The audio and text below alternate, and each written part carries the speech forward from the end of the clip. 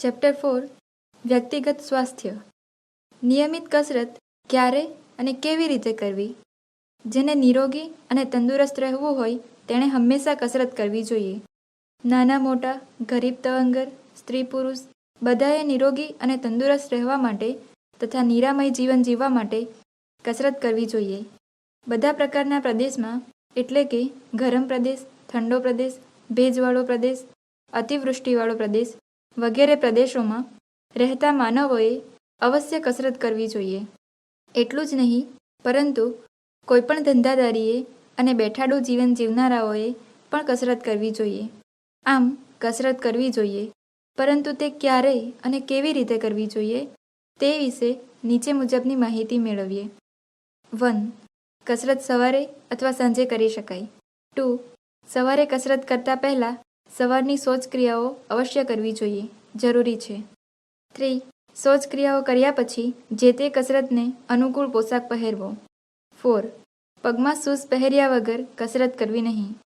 Shoes એવા હોવા જોઈએ કે જે આપણા પગનું સંરક્ષણ કરી શકે. શૂઝ એડીવાળા હોવા જોઈએ નહીં. 5.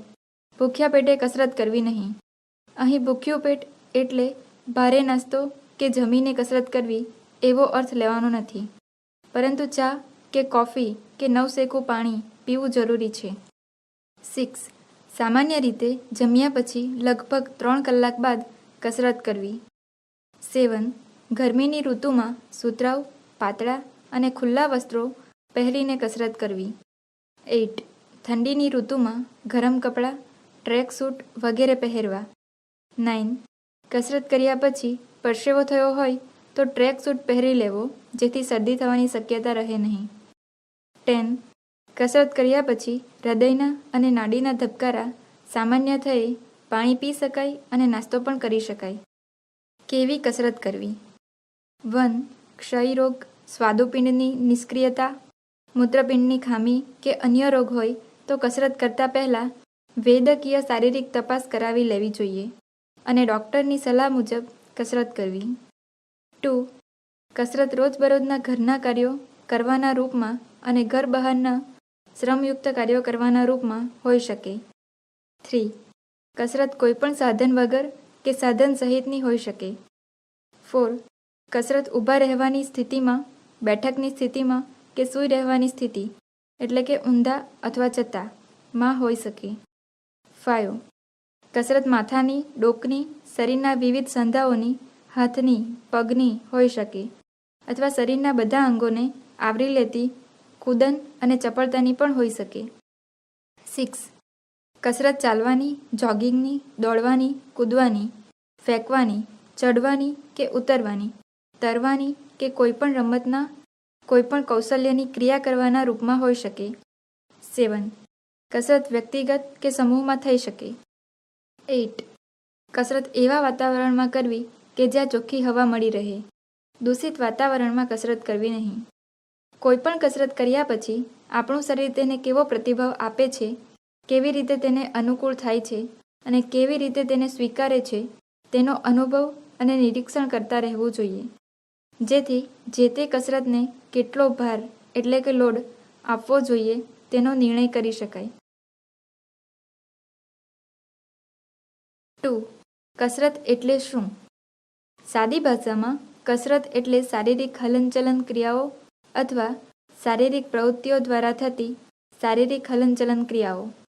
આમ કસરત એ શારીરિક પ્રવૃત્તિઓ કરવા માટેની મહત્ત્વની ક્રિયાઓ છે અથવા વિવિધ શારીરિક પ્રવૃત્તિઓની ક્રિયાઓ વિવિધ કસરત રૂપે હોય છે.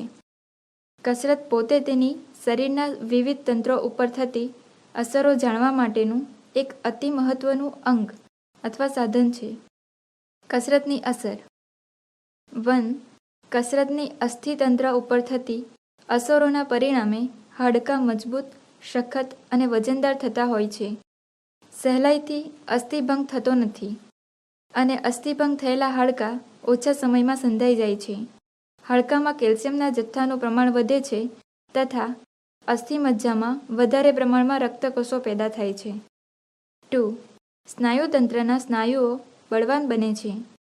સ્નાયુઓની સહનશક્તિમાં વધારો થાય છે.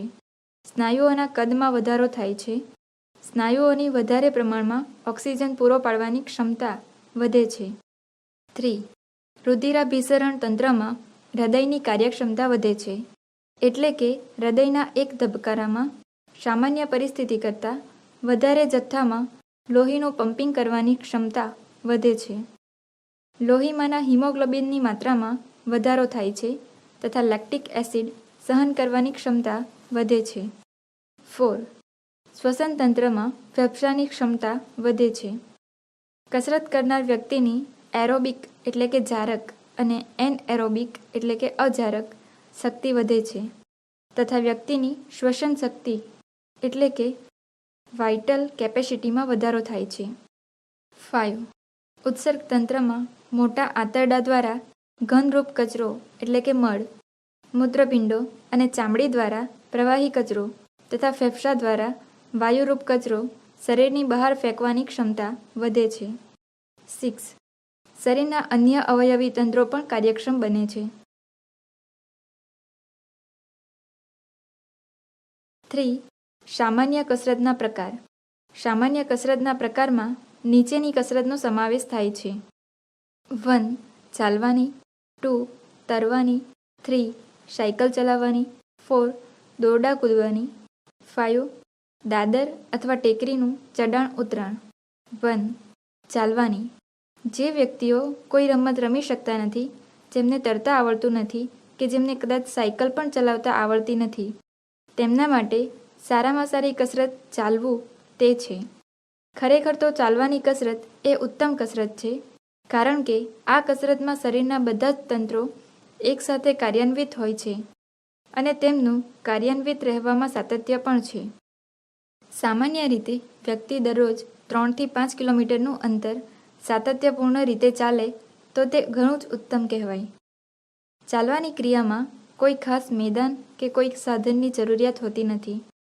તેમના માટે ખાલી પગદંડી હોય તો પણ ચાલે. આવી પગદંડી કે અન્ય કોઈ રસ્તો સમતળ હોય તે જરૂરી છે. ચાલવા માટે શૂઝ પહેરેલા હોય તો ચાલવામાં અનુકૂળતા રહે છે. 2. તરવાની કસરત. તરવાની કસરત માટે સ્વચ્છ પાણીવાળું તળાવ કે ઓછા વહેણવાળી નદી હોય તો ચાલે. તરવા માટે જો સ્વિમિંગ પુલ એટલે કે તરણકુંડ હોય તો અતિ ઉત્તમ. જેને કોઈપણ પદ્ધતિથી તરતા આવડતું હોય તેણે જ તળાવ, નદી કે સ્વિમિંગ પુલમાં તરવાનું સાહસ કરવું. તરવાની કસરતથી હાથ અને પગને સૌથી વધારે કસરત મળે છે. જો કે તરવાની કસરતમાં શ્વાસ લેવાની ક્રિયા પણ મહત્વની હોય શ્વસન તંત્રની ક્ષમતા પણ વધે છે. સાથે સાથે રુધિરાભિસરણ તંત્રની ક્ષમતા પણ વધે છે. 3. સાયકલ ચલાવવાની કસરત. આ કસરત માટેનું સાધન સાયકલ છે. સાયકલ ચલાવવા માટેનો રસ્તો અથવા ટ્રેક સમતળ હોવો જોઈએ. સામાન્ય રીતે સાયકલ ચલાવવા માટેના રસ્તા ખુલ્લી હવામાં હોવા જોઈએ. જો કે આ કસરત માટે પણ ખુલ્લી હવા લાભદાયક નીવડે છે. સાયકલ ચલાવવાની કસરતથી હાથની કસરત પણ થતી હોય છે. હાથથી સાયકલના હેન્ડલ પકડવાના હોવાથી તે કસરત સ્થિર સંકોચનવાળી કહેવાય. આવી કસરતને અંગ્રેજીમાં આઇસોમેટ્રિક એક્સરસાઇઝ કહેવામાં આવે છે. જોકે સ્થિર સંકોચનવાળી કસરત કરતાં ગતિજન્ય કસરત એટલે કે આઇસોટોનિક એક્સરસાઇઝ વધારે લાભદાયી હોય છે. સાયકલ ચલાવવાની કસરતમાં સૌથી વધારે પગના સ્નાયુઓને કસરત મળતી હોય છે. ખાસ કરીને પગના સાથળની આગળના સ્નાયુઓ અને તેની પાછળના સ્નાયુઓ તથા પિંડીના સ્નાયુઓ એટલે કે કાલ્ફ મસ્કલ્સ ને સાયકલિંગની કસરતથી સૌથી વધારે કસરત મળતી હોય છે. લાંબા અંતરની સાયકલિંગની કસરતથી શ્વસન તંત્ર અને રુધિરાભિસરણ તંત્રની ક્ષમતા વધે છે. 4. દોરડા કૂદવાની કસરત. આ કસરત કરવા માટે ખાસ કોઈ મેદાનની જરૂર હોતી નથી. આ કસરત ઘરના રૂમમાં અથવા ઘરની બહાર કોઈ નાનકડી સમતળ જગ્યા ઉપર પણ કરી શકાય. જો કે આ કસરત દોરડા સાથે કરવાની જોગિંગ જેવી કસરત છે.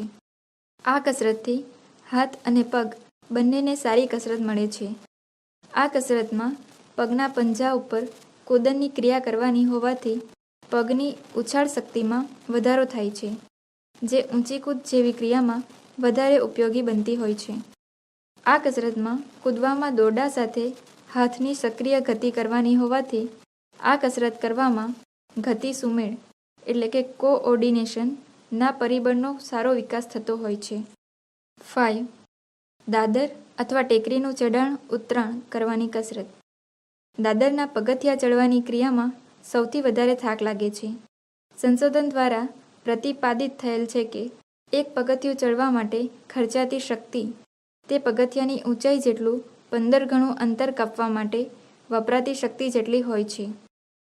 ટેકરીનું ચઢાણ ઉતરાણ એટલે કે બીજા શબ્દોમાં ઢાળ ચઢવો અને ઉતરવો. ઢાળ ચડતી વખતે સામાન્ય રીતે આગળ તરફ ઝૂકવું પડતું હોય છે. આગળ ઝૂકવાથી કદમની લંબાઈ ઓછી થાય છે અને ધડને આગળ તરફ ઝૂકવામાં મદદ કરતા પીઠના એક્સ્ટેન્સર સ્નાયુઓ વધારે સક્રિય થતાં તેમની શક્તિ વધારે વપરાતી હોય છે. આમ દાદર ચડવામાં અને ટેકરીની ચડ ઉતર કરવામાં જે તે સક્રિય સ્નાયુઓની વધારે શક્તિ વપરાતી હોય છે. એટલે કે આ ક્રિયાઓમાં કાર્યાન્વિત જે તે સ્નાયુઓ વધારે મજબૂત બનતા હોય છે.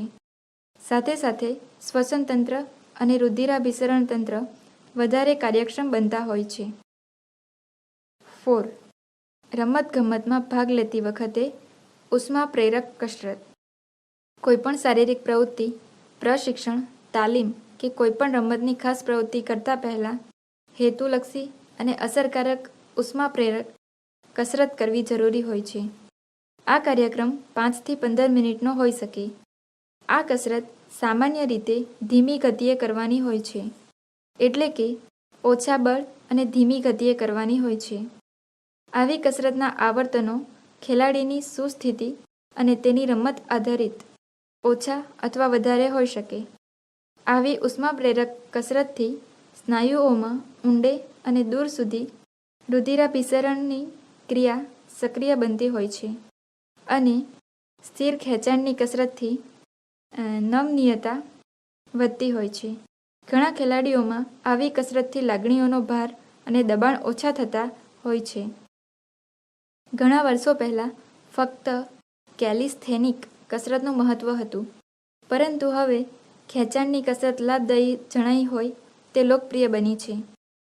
ઘણી ખરી રમતો માટે ઉષ્મા પ્રેરક કસરતમાં નીચેની બાબતોનો સમાવેશ કરી શકાય. 1.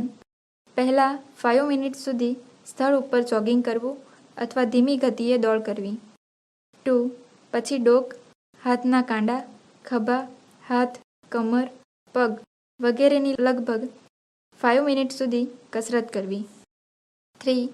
ત્યારબાદ લગભગ 5 મિનિટ સુધી હળવા ખેંચાણની કસરત કરવી, જેમાં પીઠના ખેંચાણની, ધડના ખેંચાણની, જાંઘના સાંધા ઉપરના ખેંચાણની, નિતંબના ખેંચાણની, હેમસ્ટ્રિંગ એટલે કે સાથળની પાછળના સ્નાયુઓના ખેંચાણની તથા ક્વોડ્રીસેપ્સ એટલે કે ચતુર્મસ્તક સાથળની આગળના સ્નાયુઓ તથા પિંડીના સ્નાયુઓના ખેંચાણની કસરત કરી શકાય. 4. સ્નાયુઓને આપેલી ખેંચાણની સ્થિતિ 10 સેકન્ડ સુધી જાળવી રાખવી. અચાનક ખેંચાણ કરવું નહીં. ખેંચાણ વખતે આરામ અનુભવવો જોઈએ.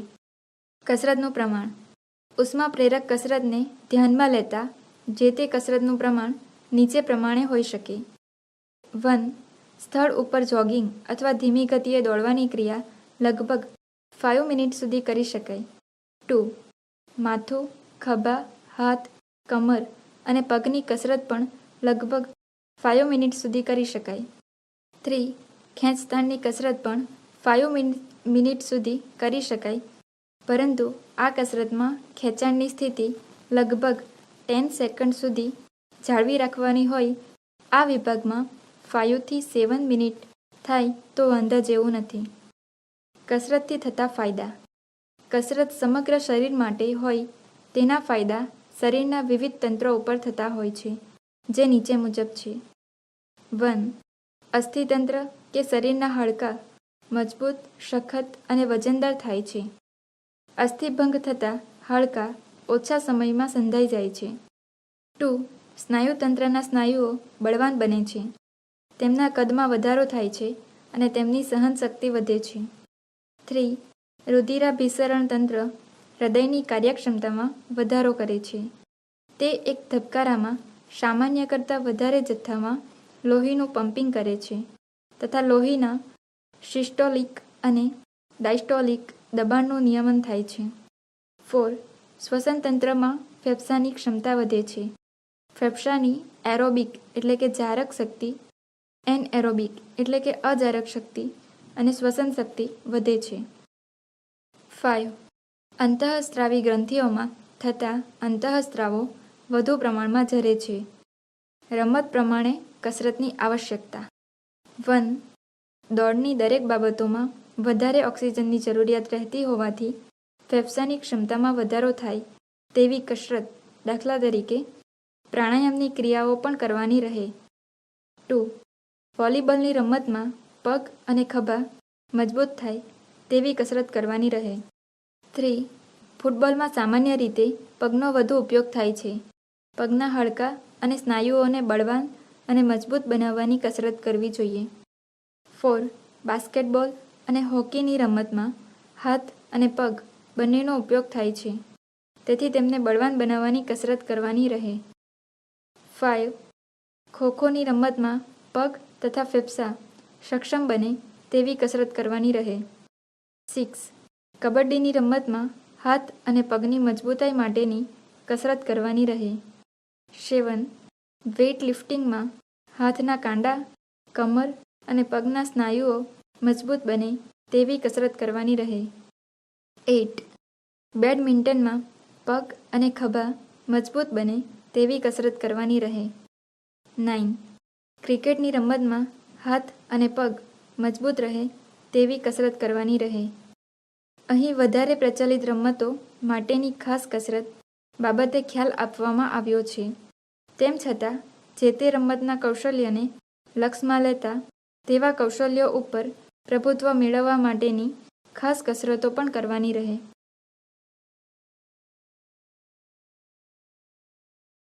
5. વ્યક્તિગત સ્વાસ્થ્યના મુખ્ય ઘટકો. વ્યક્તિગત સ્વાસ્થ્ય માટેના મુખ્ય 5 ઘટકો નીચે પ્રમાણેના હોય છે. 1. માનવીના શારીરિક સ્વાસ્થ્યના આધારે. 2. કુટુંબ, સગાવાલા તથા મિત્ર વર્તુળનો પ્રભાવ. 3. યોગ્ય પ્રકારનો અને યોગ્ય પ્રમાણમાં ખોરાક. 4. શારીરિક સ્વાસ્થ્ય. 5. માનસિક સ્વાસ્થ્ય. હવે આ ઘટકોની વિગતે માહિતી મેળવીશું. 1. માનવીના શારીરિક સ્વાસ્થ્યના આધારો. માનવીના શારીરિક સ્વાસ્થ્યનો આધાર તેના માતા પિતા તરફથી મળેલ શારીરિક સ્વાસ્થ્યના વારસાને આભારી છે. જો બાળપણમાં રોગોનો વારસો ના મળ્યો હોય, પરંતુ તેને આ અવસ્થામાં જ પૌષ્ટિક ખોરાક જ ના મળ્યો હોય, તો તેનું શારીરિક સ્વાસ્થ્ય સારું રહેવાની શક્યતાઓ પણ ઓછી રહેશે. આવા બાળકની વધતી ઉંમરે તથા યુવાવસ્થામાં પણ જો પૌષ્ટિક અને સમતોલ આહાર ન મળ્યો હોય અને સાથે સાથે જો તેનું જીવન શારીરિક શ્રમયુક્ત ન હોય અથવા તેણે શારીરિક શ્રમમાં કોઈપણ પ્રકારનો વ્યાયામ જ ન કર્યો હોય, તો પણ તેનું શારીરિક સ્વાસ્થ્ય નબળું રહેવાની પૂરેપૂરી શક્યતાઓ રહેલી છે. માણસને સારો આહાર કદાચ મળ્યો હોય, પરંતુ તેના વિહાર અને વિચાર પણ સ્વસ્થ ન હોય, તો તેના શારીરિક સ્વાસ્થ્ય ઉપર આની અસર થવાની શક્યતા રહેલી છે. માણસના વિહારમાં શિસ્ત, નિયમિતતા અને સંયમ ના હોય, તો તેના શરીર ઉપર અવળી અસર થતી હોય છે. એટલે કે તેનામાં ધીરે ધીરે અનેક પ્રકારના રોગોનો પગપેસારો થતો હોય છે. વળી જો માણસમાં વૈચારિક સ્થિરતા અને સમજ ન હોય, તો પણ તેની અવળી અસર તેના જીવનમાં વર્તાતી હોય છે. આ અવળી અસરમાં માણસના વિચારોમાં ક્ષણભંગુરતા આવે છે. તે સ્થિર વિચાર કરી શકતો ન હોવાથી તેના જીવનમાં અશાંતિ, અધીરાપણું, માનસિક તણાવ વગેરે જેવા માનસિક રોગો ઘર કરી બેસતા હોય છે. તે માણસનું શારીરિક સ્વાસ્થ્ય સારું હોવાનું ગણાય, જેના જીવનમાં આહાર, વિહાર અને વિચારનું સમતોલન હોય. 2. કુટુંબ, સગાવાલા તથા મિત્ર વર્તુળનો પ્રભાવ. જેને કુટુંબ અખંડ હોય, સામાજિક વર્તુળ સંસ્કારી હોય, શિસ્તબદ્ધ હોય, એકબીજાના દુઃખમાં સહભાગી થનાર હોય, એકબીજાનું ભલું ઈચ્છનાર હોય અને સુસંસ્કારોના વિચારોનું સિંચન કરનાર હોય, તે કુટુંબના અને સામાજિક વર્તુળના સભ્યોનું શારીરિક સ્વાસ્થ્ય સારું રહે છે. 3. યોગ્ય પ્રકારનો અને યોગ્ય પ્રમાણમાં ખોરાક. સામાન્ય રીતે માણસના શારીરિક સ્વાસ્થ્યનો આધાર તેના ખોરાક ઉપર રહેલો હોય છે. એ. યોગ્ય ખોરાક. યોગ્ય ખોરાક સામાન્ય રીતે તેને કહેવાય જેમાં ખોરાકના બધા ઘટકોનો સમાવેશ થતો હોય. આ ઘટકો નીચે પ્રમાણેના છે. 1. કાર્બોહાઈડ્રેટ્સ. 2. પ્રોટીન્સ પદાર્થો. 3. ફેટ્સ. 4. વિટામિન્સ. 5. ક્ષારયુક્ત પદાર્થો. 6. પાણી. ખોરાકના આ ઘટકો આપણે જુદા જુદા સ્વરૂપના લેતા હોઈએ છીએ. 1 ગ્રામ કાર્બોદિત પદાર્થમાંથી લગભગ 4 કેલરી ઉર્જા અથવા શક્તિ પેદા થતી હોય છે. 1 ગ્રામ પ્રોટીનયુક્ત પદાર્થમાંથી પણ લગભગ 4 કેલરી ઉર્જા અથવા શક્તિ પેદા થતી હોય છે. 1 ગ્રામ ચરબીયુક્ત પદાર્થમાંથી લગભગ 9 કેલરી ઉર્જા અથવા શક્તિ પેદા થતી હોય છે. આપણા રોજબરોજના ખોરાકમાં ઉપરયુક્ત 6 ઘટકોનો આપણી જરૂરિયાત મુજબ સમાવેશ થવો જોઈએ, જેથી આપણે આપણું શારીરિક સ્વાસ્થ્ય સારી રીતે જાળવી શકીએ. બી. ખોરાકનું યોગ્ય પ્રમાણ. ખોરાકનું યોગ્ય પ્રમાણ ઉપર પ્રમાણે અલગ અલગ હોઈ શકે. આ પ્રમાણ દૈનિક જરૂરી કેલરી ઉપરથી જાળવી શકાય. 6 માસના બાળકથી શરૂ કરીને વિવિધ ઉંમરના બાળકો, કિશોરો, યુવાનો અને પુખ્ત વયના માણસો માટે દૈનિક જરૂરી કેલરીનું કોષ્ટક નીચે મુજબ છે. ક્રમ. ઉંમર, માસ કે વર્ષમાં દૈનિક જરૂરી કેલરી. 1. 6 માસનું બાળક માટે દૈનિક જરૂરી કેલરી 118 છે. 2. 7 થી 12 માસનું બાળક માટે દૈનિક જરૂરી કેલરી 108 છે. 3. 1 થી 3 વર્ષનું બાળક માટે દૈનિક જરૂરી કેલરી 1125 છે. 4. 4 થી 6 વર્ષનું બાળક માટે દૈનિક જરૂરી કેલરી 1600 છે. 5. 7 થી 9 વર્ષનું બાળક માટે દૈનિક જરૂરી કેલરી 1925 છે. 6.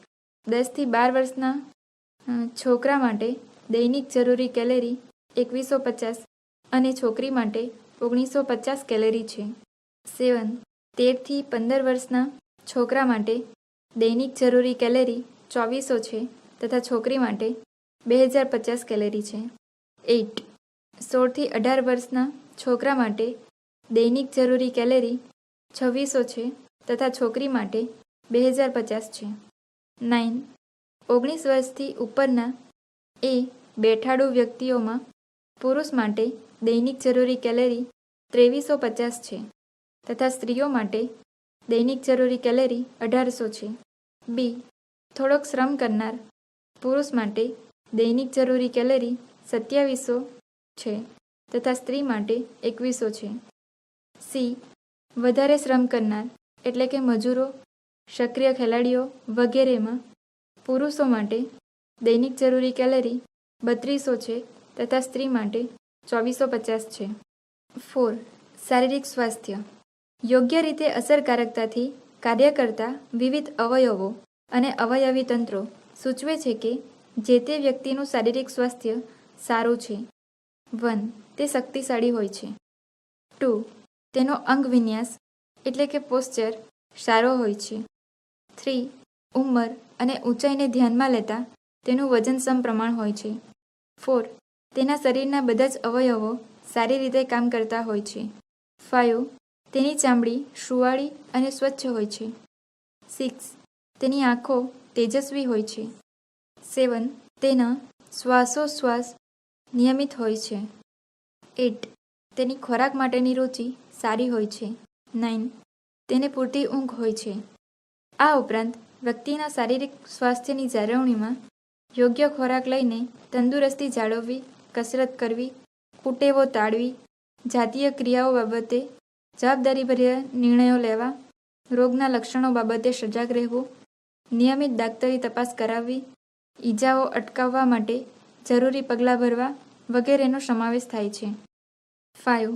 માનસિક સ્વાસ્થ્ય. શારીરિક સ્વાસ્થ્ય ઉપર માનસિક પરિબળોની અસરોનું યોગદાન મહત્વનું છે. આ પરિબળોમાં પ્રેરણા એટલે કે મોટિવેશન, બુદ્ધિ એટલે કે ઇન્ટેલિજન્સ, લાગણીઓની સ્થિરતા એટલે કે ઇમોશનલ સ્ટેબિલિટી વગેરેની મહત્વની અસર રહેલી હોય છે. વ્યક્તિની માનસિક યોગ્યતાના સંદર્ભમાં દરેક વ્યક્તિની શારીરિક સ્વાસ્થ્યની કક્ષામાં તફાવત જોવા મળતા હોય છે. ચિંતાથી મન ઉપર તાણ ઉદ્ભવતી હોવાથી તે શારીરિક સ્વાસ્થ્ય માટે વિઘ્નરૂપ બને છે. ઉપરના માનસિક પરિબળોની વ્યક્તિના શારીરિક સ્વાસ્થ્ય ઉપર સીધી અથવા આડકતરી અસરો જોવા મળતી હોય છે. તેમ છતાં માનસિક રીતે એ વ્યક્તિ સ્વસ્થ છે. 1. જેનો લાગણીઓ ઉપર કાબૂ હોય છે. 2. જે બીજાની જરૂરિયાતો માટે સંવેદનશીલ હોય છે. 3. જે પોતાની શક્તિમાં શ્રદ્ધાવાન હોય છે. 4. જે બિનજરૂરી માનસિક તાણ, ચિંતાઓ અને મૂંઝવણથી મુક્ત હોય છે.